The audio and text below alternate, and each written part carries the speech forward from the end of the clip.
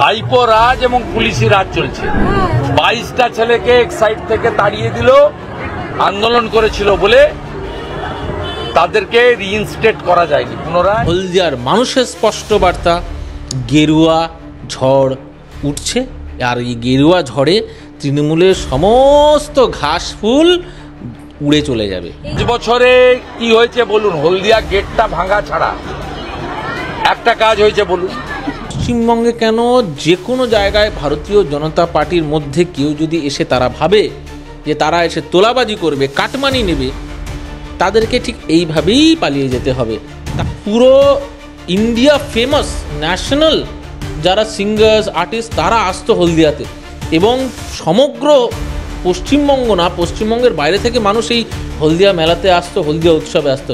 সেই সংস্কৃতিটা, সেই কালচারটা শেষ হয়ে গেছে। একটাই ওষুধ, একটাই সমাধান, ক্ষমতা ভাগাও, শিল্প বাঁচাও। একটা একটা করে যতগুলো কলকারখানা এখন বন্ধ হয়ে গেছে সেগুলো খুলবে, এবং তাছাড়াও প্রত্যেক বছরের টার্গেট নিয়ে নতুন নতুন কলকারখানা ওখানে খোলার তার সমস্ত রকম পরিকল্পনা ভারতীয় জনতা পার্টি করবে। এবং 14 বছরে মুখ্যমন্ত্রী একটা ফ্যাক্টরির সামনে দাঁড়িয়ে আছেন, ফিতে কাটছেন, এবং তারপরে 5,000 লোক 10,000 লোক সেখানে ওই ইন্ডাস্ট্রি তৈরি হয়েছে, তাতে কাজ পেয়েছে। আপনি দেখান। আজকে আমি কথা দিচ্ছি, যে দিন থেকে ভারতীয় জনতা পার্টি সরকারে আসবে, ভারতীয় জনতা পার্টির বিধায়ক ওইখানে বসবে, আমি আপনাকে কথা দিচ্ছি হলদিয়া উৎসবের থেকে আরও বড় মেলা হলদিয়ার বুকে হবে। আমি আপনাকে কথা দিচ্ছি, আমি হলদিয়ার ছেলে হিসেবে কথা দিচ্ছি। গত কয়েক সপ্তাহ দেখলাম হলদিয়ার যে বিভিন্ন জায়গা রয়েছে সেখানে আবারও কোথাও গিয়ে 26-এর আগে বিজেপি তার মাটি শক্ত করার চেষ্টা করছে। আপনার ছবি বারবার উঠে এসেছে সামনে। যে প্রশ্ন সরাসরি জয়দা তোমার কাছে আমি করতে চাইছি যে হলদিয়ার অবস্থা কি? কারণ হলদিয়ার বিধায়ক তিনি রং পরিবর্তন করেছেন, তিনি গেরুয়াতে ছিলেন, গেরুয়ার পরে এবার সবুজে গেছেন। 26-এ ভোটের আগে কি হাওয়া বুঝছো বিজেপি মানে হলদিয়াতে? হলদিয়ার স্পষ্ট বার্তা, হলদিয়ার মানুষের স্পষ্ট বার্তা, গেরুয়া ঝড় উঠছে, আর এই গেরুয়া ঝড়ে তৃণমূলের সমস্ত ঘাস ফুল উড়ে চলে যাবে। এই যে বিধায়ক দল পরিবর্তন করলেন, বিধায়কের যে অনুগামীরা ছিলেন, তাপসী মণ্ডলের যে অনুগামীরা ছিলেন, তারা কি বিজেপির ওপর আস্থা ফিরে পাবেন, নাকি তাপসী মণ্ডলের সাথে তারাও হয়তো রাজনৈতিক রঙের চিন্তা ভাবনা পরিবর্তন করেছেন? যে বিধায়িকার কথা বলছেন, যে বিজেপিতে ছিল এবং আমরা লড়ে, আমাদের ভারতীয় জনতা পার্টির প্রত্যেকটি কর্মী লড়ে তাকে জিতিয়েছিল, যে আজকে চলে গেছে, পাল্টি খেয়েছে, পাল্টিবাজ বিধায়িকা, আমি আপনাকে গ্যারান্টি দিয়ে বলছি যে 2-3 জন গেছে ওনার সঙ্গে, তারা হচ্ছে ওনার তল্পি বাহক। ওনার ব্যাগ বয়ে বেড়াতো, গাড়ি থেকে নামলে পিছনে সামনে আপনি দেখবেন তার ব্যাগটা বয়ে বেড়াতো, গাড়ি পরিষ্কার করতো, সেই হচ্ছে কর্মী। তো তাতে ভারতীয় জনতা পার্টির এক বিন্দুও এক বর্ণ ক্ষতি কিছু হয়নি, উল্টে ভালো হয়েছে, আপদ বিদায় হয়েছে। এই কয়েকটা বসে তারা প্ল্যান করতে কিভাবে তৃণমূলের সঙ্গে সেট করবে, আপদ বিদায় হয়েছে। কিন্তু একটা জিনিস স্পষ্ট, আপনি কয়েকদিন আগে দেখেছেন হলদিয়াতে টাটা স্টিলের শ্রমিক ইউনিয়নের কিন্তু জয় হয়েছে। ভারতীয় জনতা পার্টির যারা কর্মী তারা তার পিছনে ছিল, মাননীয় বিরোধী দলনেতা তার পিছনে পূর্ণ সাপোর্ট ছিল, এবং সেই ইউনিয়নের প্রেসিডেন্টও উনি, এবং সেটা আমরা জিতেছি। আগামী দিন 2026-এ হলদিয়া বিধানসভা জিতছে, এবং তাতে কে পাল্টি খেলো না পাল্টি খেলো তাতে কোনো যায় আসে না। আর আমি আর একটা কথা বলে দিই, পশ্চিমবঙ্গে কেন যে কোনো জায়গায় ভারতীয় জনতা পার্টির মধ্যে কেউ যদি এসে তারা ভাবে যে তারা এসে তোলাবাজি করবে, কাটমানি নেবে, তাদেরকে ঠিক এইভাবেই পালিয়ে যেতে হবে।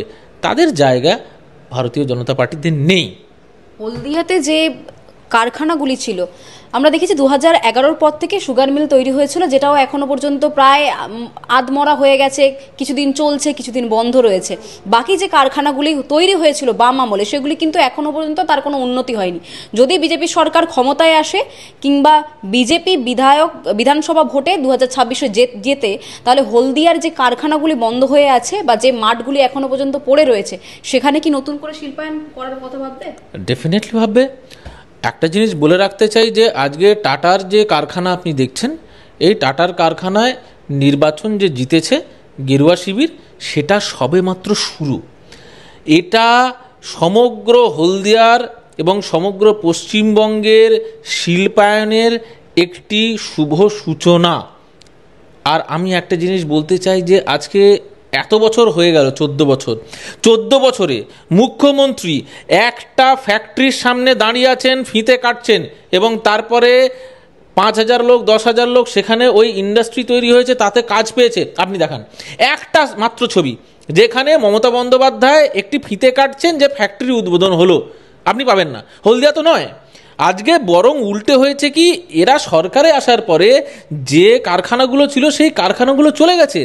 আমার কাছে প্রচুর ব্যবসায়ী তারা বলছে যে ভাই আমরা কেন আসবো, আমাদের কাছে কয়েক হাজার কোটি টাকার আমরা ইনভেস্টমেন্ট করতে চাই, কিন্তু এখানে আসবো, এখানে আসলেই আমাদের আজকে রাস্তায় আমার ট্রাক আসবে, ট্রাক আসলেই তৃণমূলের নেতা তোলাবাজি করবে, তাদেরকে তোলা দিতে হবে। ট্রাক আসবে, পুলিশ বলবে আমাকে তোলা দাও। আমি এখানে ফ্যাক্টরি সেট আপ করবো, আমাকে বলবে তোলা দাও। ফ্যাক্টরি সেট আপ করার পর্বে আমার মাল র মেটেরিয়ালস সেখানে বলবে তুমি আমার তৃণমূলের লোকের কাছ থেকে নাও। 5 টাকার জিনিস সে বলবে আমাকে 10 টাকায় নাও। তাহলে কিভাবে একটা ব্যক্তি এখানে ব্যবসা করতে এসে সে যদি 5 টাকা লাভ না করতে পারে, তাহলে সে কেন আসবে এখানে? আর একটা জিনিস আমরা বারবার ভুলে যাচ্ছি, শুধুমাত্র এই ফ্যাক্টরি প্রোডাকশন এইগুলোর সঙ্গে আর একটা সবথেকে বড় জিনিস কানেক্টেড হচ্ছে এমপ্লয়মেন্ট, যেটা পশ্চিমবঙ্গের সবথেকে বড় সমস্যা, সেটা হচ্ছে কর্মসংস্থান। আজকে আমি আপনাকে গ্যারেন্টি দিয়ে বলতে চাই, যে দিন পশ্চিমবঙ্গ সরকার গড়ছে এবং পশ্চিমবঙ্গে বিজেপি সরকার গড়বে এবং হলদিয়াতে গেরুয়া ঝড় হবে এবং হলদিয়াতে বিজেপির বিধায়ক আবার হবে, সেই দিন থেকে একটা একটা করে যতগুলো কলকারখানা এখন বন্ধ হয়ে আছে সেগুলো খুলবে, এবং তাছাড়াও প্রত্যেক বছরের টার্গেট নিয়ে নতুন নতুন কলকারখানা ওখানে খোলার তার সমস্ত রকম পরিকল্পনা ভারতীয় জনতা পার্টি করবে। এবং তার পিছনে অবশ্যই কর্মসংস্থান তো কানেক্টেড আছেই। ছেলেপুলে যাবে, সকাল থেকে বেরিয়ে দেখবেন যে রাস্তা ভর্তি লোকজন শুধু ফ্যাক্টরিতে ঢুকছে, সন্ধেবেলা হলে দেখবেন এই ফ্যাক্টরি থেকে লোকজন বেরোচ্ছে, কর্মীরা বেরোচ্ছে। এই চিত্র আবার ফিরে আসবে। হলদিয়ার এই যে শিল্পনগরী গড়ে ওঠার যে ইতিহাস যারা রাখে, তাদের কাছে এই খবরটাও রয়েছে যে হলদিয়াতে একসময় লক্ষণ সেনের হাত ধরে হলদিয়া উৎসব হতো, পরে হলদিয়া মেলা হতো, সেটা বন্ধ হয়ে গিয়েছে। বিজেপি যদি ক্ষমতায় আসে কিংবা বিধানসভা ভোটে যদি পরবর্তীতে বিজেপি জেতে, তাহলে সেই হলদিয়া উৎসব কিংবা হলদিয়াতে নতুন কিছু উৎসব তো গড়ে তোলার কথা ভাববে তারা। নিঃসন্দেহে লক্ষণবাবু যে মেলা করতেন, সেই মেলা একটা বৃহৎ একটা আকারে হতো এবং সেটা চিরস্মরণীয়। আমি আমার ছোটোবেলাতেও দীর্ঘ বছর এই মেলায় গেছি, কিন্তু অদ্ভুতভাবে তৃণমূল আসার পরে আমি তো দেখলাম এটার মধ্যেও কাটমানি, এটার মধ্যেও চুরি জোচ্চুরি করতে করতে, এক তো যে মাঠে হতো সেই মাঠটা বিশাল বড় ছিল, সেটা হচ্ছে হলদিয়ার হেলিপ্যাড ময়দান। সেই হলদিয়ার হেলিপ্যাড ময়দানে তার আকার বিশাল, এবং তারপরে সেটাকে নিয়ে গিয়ে আরেক জায়গায় করা হলো রানীচকের একটি মাঠে।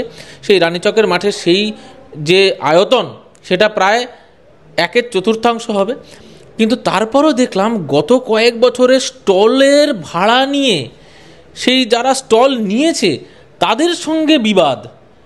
এবং আপনি বলুন তো, গত কয়েক বছরে সাংস্কৃতিক অনুষ্ঠান যেভাবে হতো, সারা ভারতবর্ষ থেকে পুরো ইন্ডিয়া ফেমাস ন্যাশনাল যারা সিঙ্গার্স আর্টিস্ট তারা আসতো হলদিয়াতে, এবং সমগ্র পশ্চিমবঙ্গ না, পশ্চিমবঙ্গের বাইরে থেকে মানুষ এই হলদিয়া মেলাতে আসতো, হলদিয়া উৎসবে আসতো। সেই সংস্কৃতিটা, সেই কালচারটা শেষ হয়ে গেছে হলদিয়া। কি তোলাবাজ বা তোলে বলে অভিযোগ বারবার আমরা দেখেছি, তাদেরও মানে কৃতিত্ব রয়েছে এই হলদিয়া মেলা বন্ধ করার? অ্যাবসলিউটলি, আমি বলছি তো, এখানে হলদিয়া মেলা যখন শুরু হলো, এই তৃণমূলরা করা শুরু করলো, এখানে কি করতো, এখানে এরা স্টল দেবে। স্টল দেওয়ার নামে কি করবে এরা, এই বেশ কিছু প্লট তারা বলবে এই আমার তৃণমূলের নেতা, এই তৃণমূল নেতাকে দাও। ও এবারে কি করবে, 5 টাকার জিনিসটাকে বলবে তুমি আমাকে 6 টাকা দাও, 7 টাকা দাও, 8 টাকা দাও। আলটিমেটলি হয়তো সরকারের কাছে বা নিয়ম মাফিক হবে পৌঁছবে 5 টাকা, সে পকেটে নেবে 3 টাকা।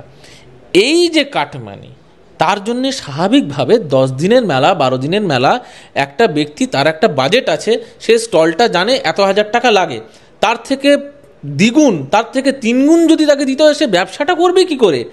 আজকে আমি কথা দিচ্ছি, যে দিন থেকে ভারতীয় জনতা পার্টি সরকারে আসবে, ভারতীয় জনতা পার্টির বিধায়ক ওইখানে বসবে, আমি আপনাকে কথা দিচ্ছি, হলদিয়া উৎসবের থেকে আরো বড় মেলা হলদিয়ার বুকে হবে।